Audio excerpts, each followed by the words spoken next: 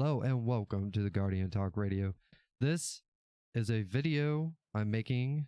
This is pretty much going to be my very first, basically, I guess you could call it a response, but it's not really a response because like nobody's talking to me directly.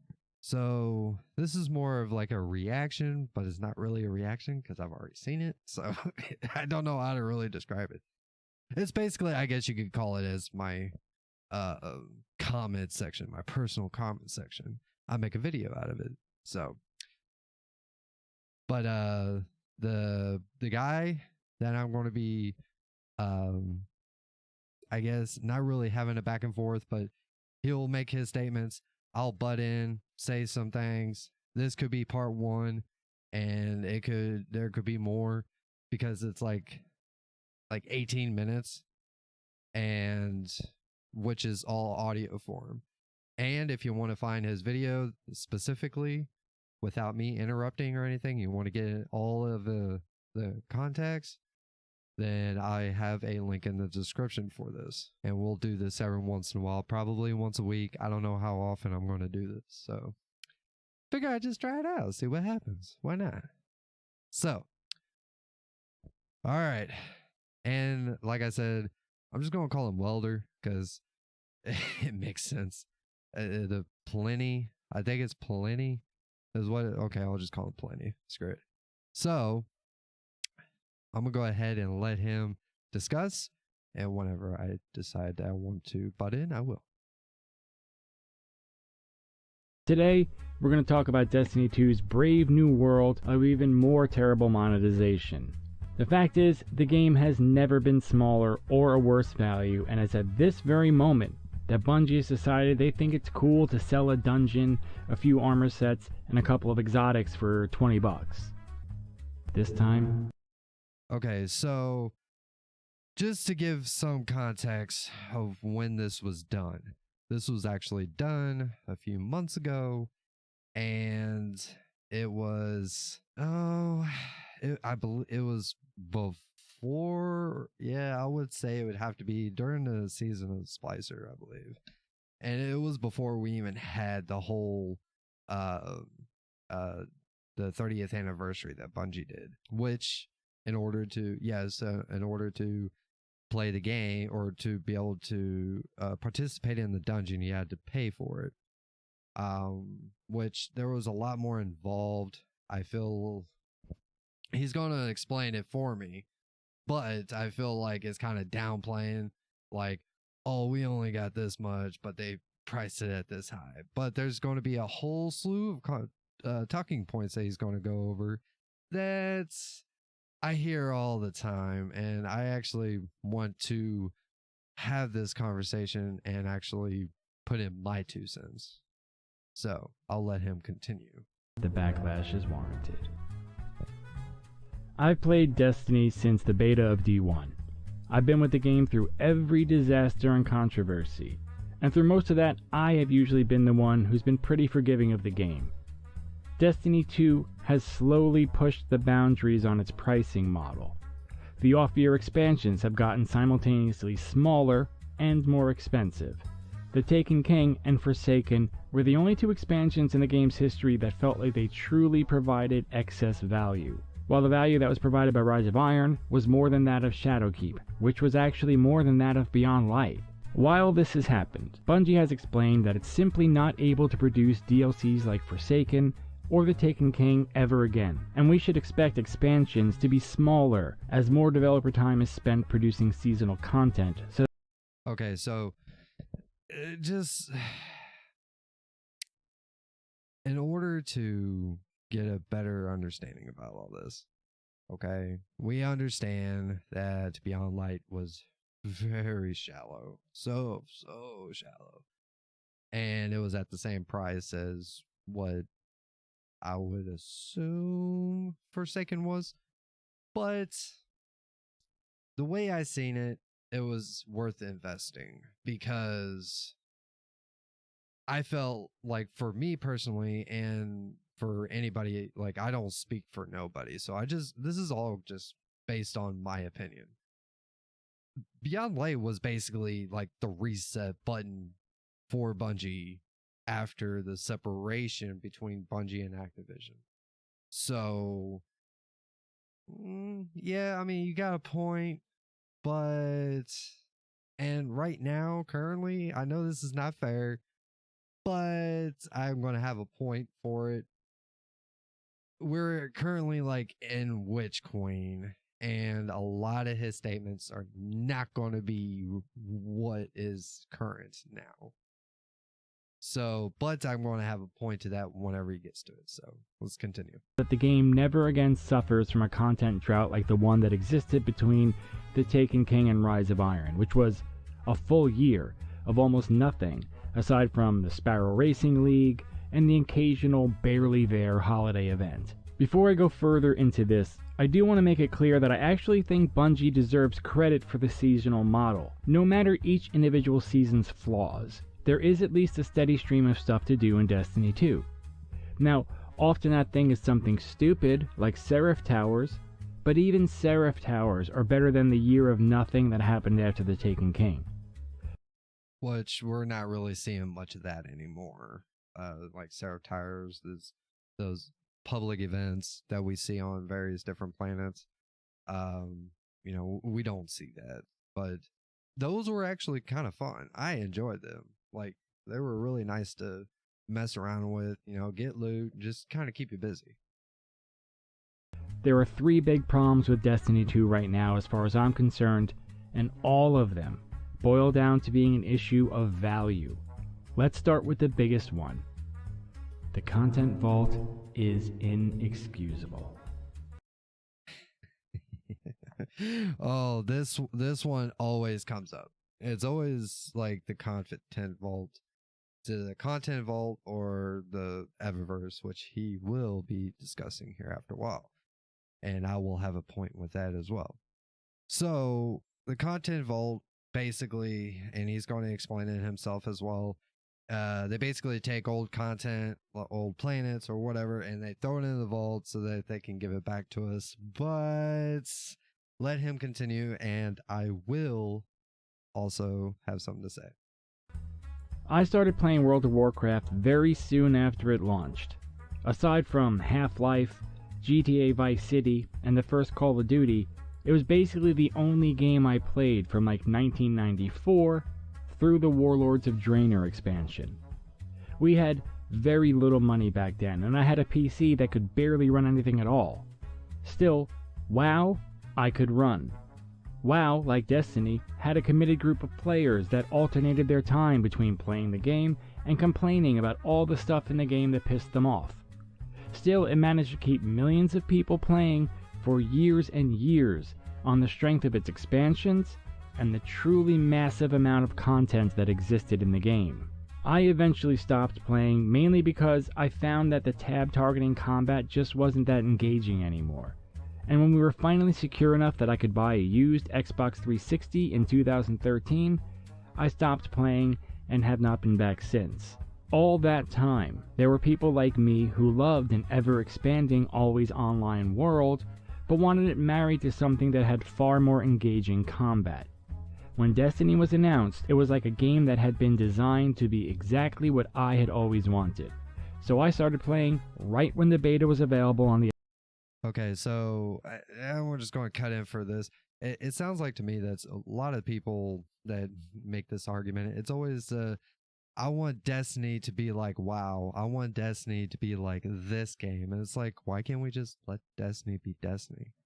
Let it set itself apart instead of trying to mimic some other game. I mean, that's my point. Xbox 360. Destiny, despite all the mealy-mouthed talk about a shared space shooter, was clearly designed as an MMO. It always drove me crazy when people would respond to valid criticisms by saying, Destiny isn't an MMO. Yeah, but it is, and it always has been. I find it kind of funny when it comes to this kind of argument because it's like, yeah, Destiny is an MMO. What does MMO stand for? Massive multiplayer online. that's what it is, obviously, by definition.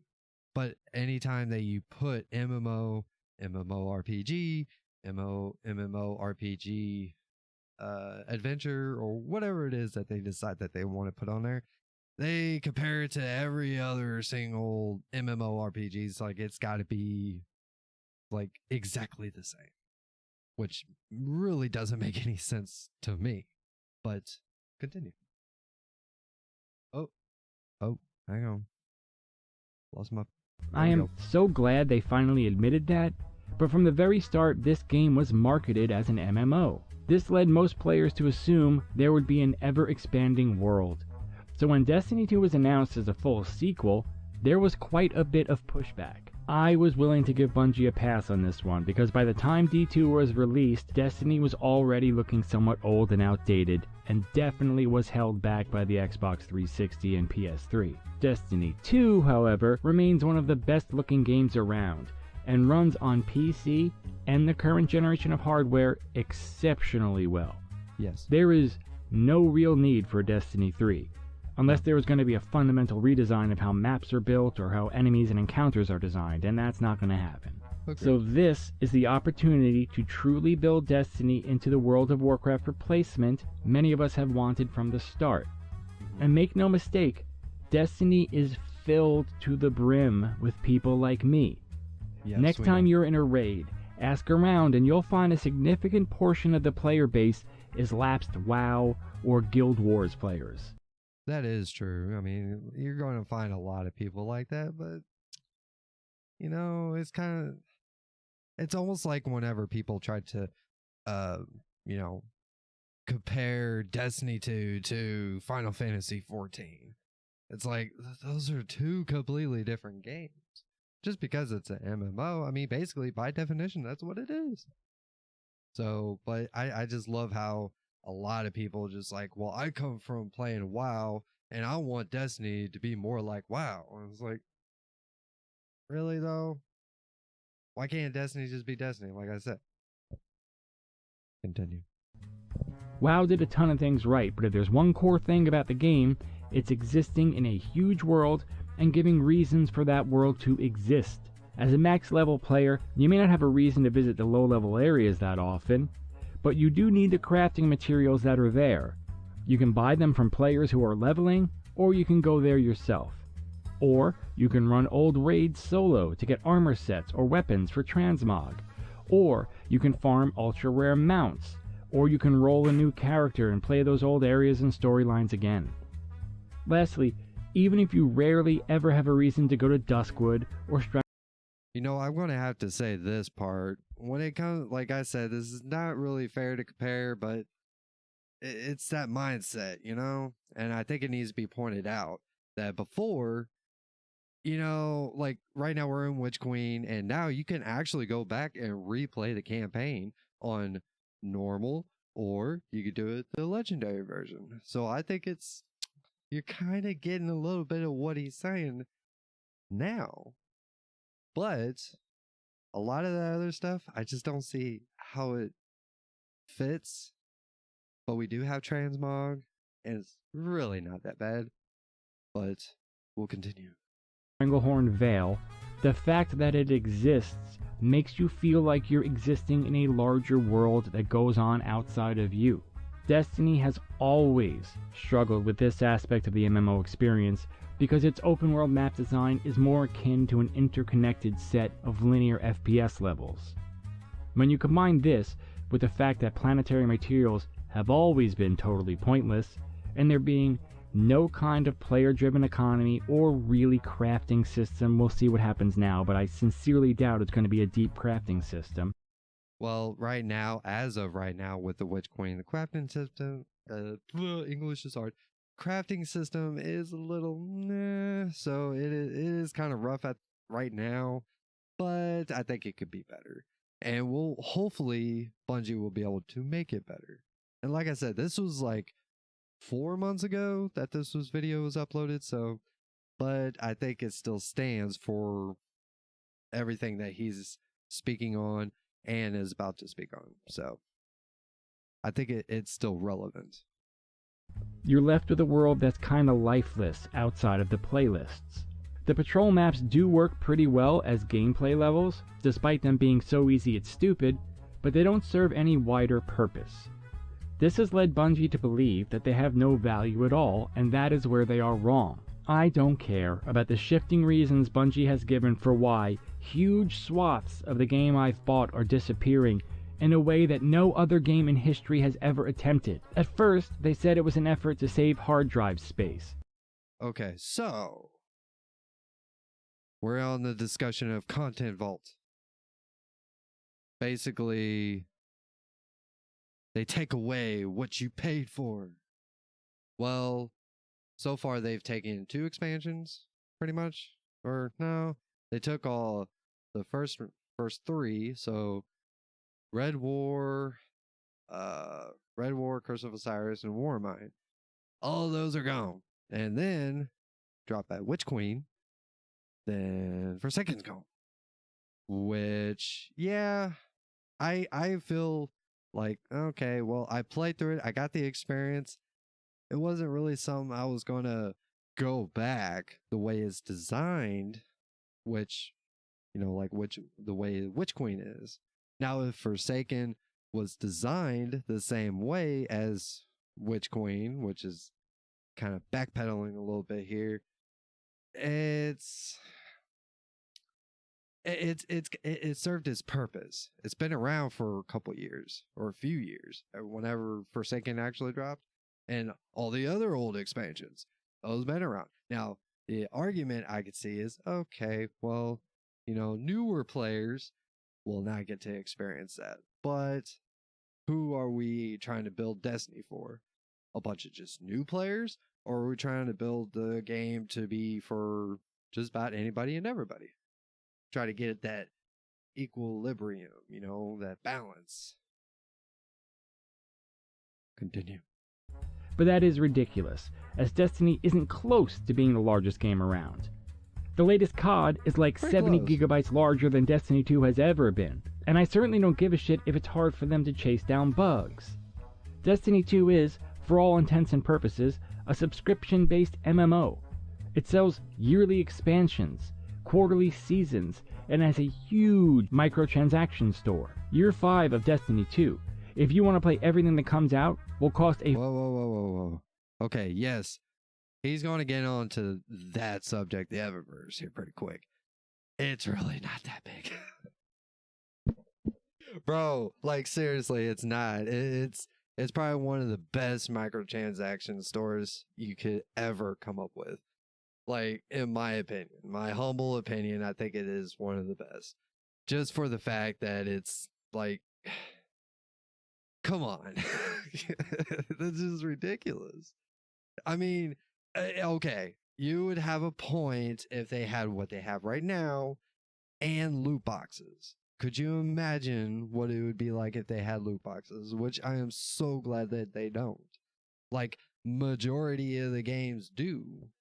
And probably a lot of the games that you have talked about have those loot boxes that you pay for and all that crap. But we'll get to the main juice in the middle here pretty soon. But I just figure I'd start off with that. full $100. This on top of Eververse, where a huge portion of all new content sits.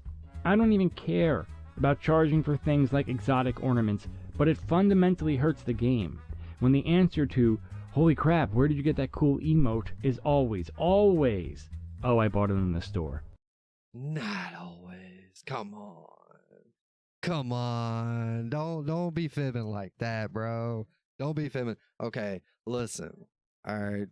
You know just as good as I do that majority of those items, either in pieces like the armor pieces, you can literally get out of the Eververse store using in-game currency. Bright test. You know you can. And people try to skim over that part real quick just to try to make a mountain out of an anthill, basically. It's like, bro, come on. You know you can get most of those things. using your bright dust. Yeah, it comes from the Eververse, technically. Yes, that's where all of them come from. But you're not sitting here trying to be like, everybody had to pay for it, for all your stuff. And you get the bright engrams too. That could drop you at random. That's just RNG. Just how it works. Either it's more of setup as if you want it now, you pay for it. If you can wait, you can wait till it comes in rotation. And it happens. Just about everything in the store goes in rotation that you can use in game currency. People didn't play older strikes, campaigns, and patrols that much because there's simply no reward for doing so. Meanwhile, over in Warcraft, I promise you that at this very moment, hundreds, if not thousands of people are grinding through old content for rare mounts and armor sets at this very second. I haven't made this video. Well, then go play Warcraft. I mean, just saying.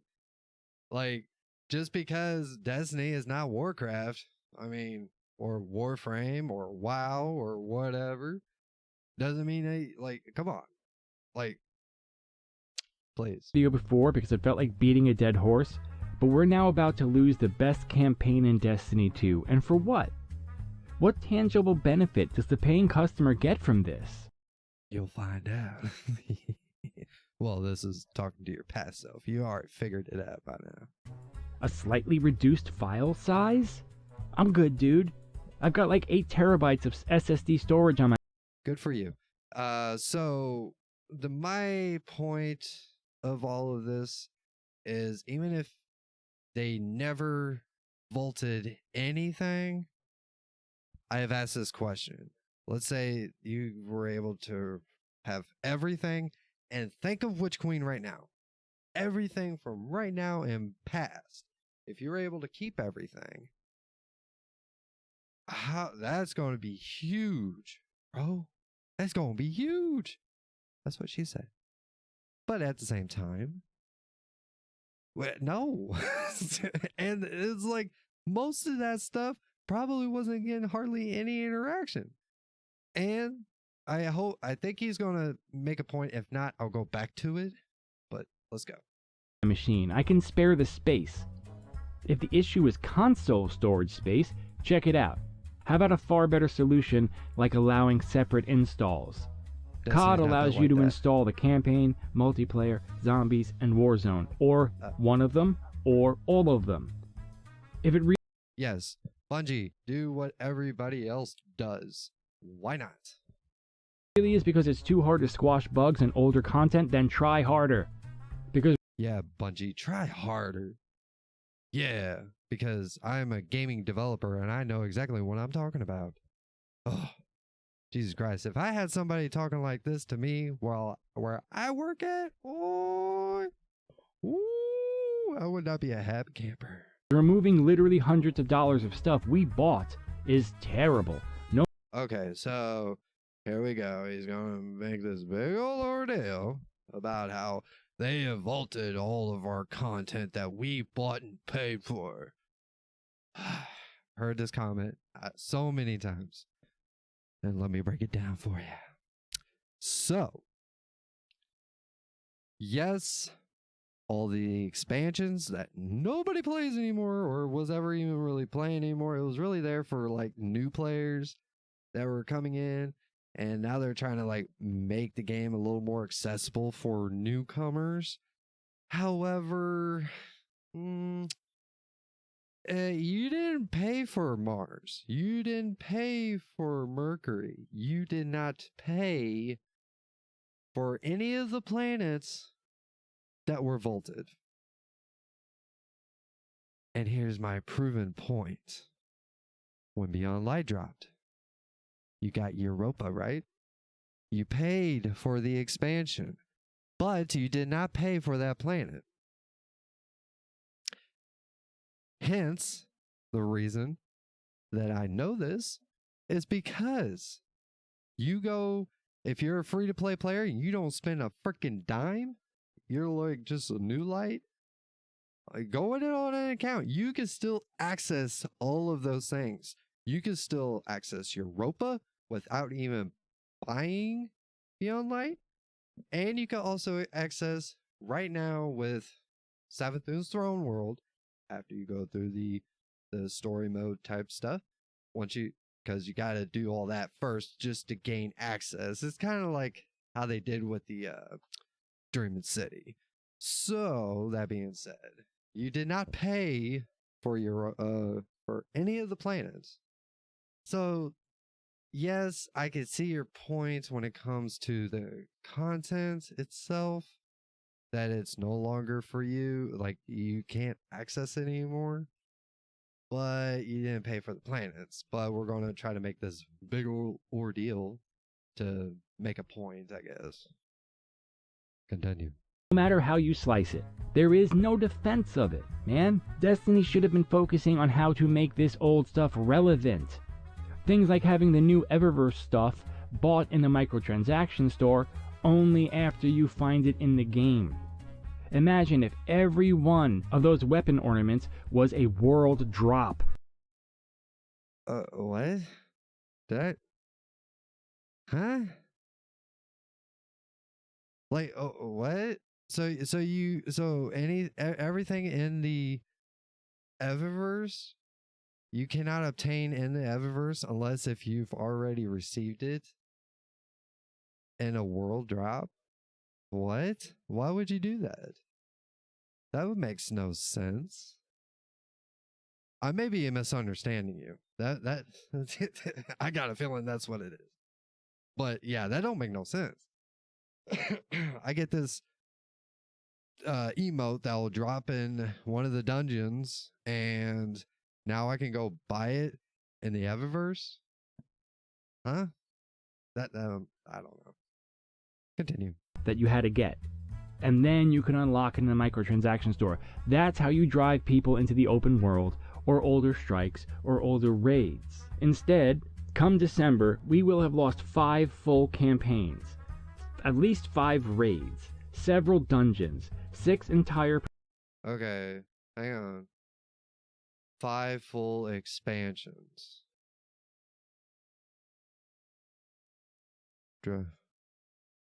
Red War? Curse of Osiris? Warmind? Forsaken? I know it's just nitpicking, but that's only 4. Yeah. We still have Shadowkeep, I believe. Right? Do we still have Shadowkeep? Yeah, we still got Shadowkeep. So, and the raids, the Leviathan, so those 3, Scourge of the Pass, but those have been gone for a while. That raid has been gone for a while. I actually missed that raid. And I think it's only 4, but I'm splitting hairs at this point, so but you know, it is what it is. Patrol zones, a ton of strikes, a ton of PvP maps, and several Gambit maps. It contributes to why the game is starting to feel unbearably small and boring to me. Grinding... Like I said, this was before Witch Queen, and I think it was still in the watching the gameplay they had in the background. It looked like it was during the season of the Splicer. So to kind of give you a good timeline of when this was, but a lot of his, like I said, a lot of the talking points he makes, I've heard it time and again. So let's go. We got like 9 minutes. We might be able to pull it off, guys. The same low-effort seasonal activity and the same 1 raid and 2 dungeons over and over feels like crap. It also makes the game a worse value every single year because the content drops have never come close to replacing what is lost. Beyond Light is objectively less content than most of Launch D2 and all of the first-year DLC. Okay, so we're almost coming up on 30 minutes. So I think I'm going to cut it here.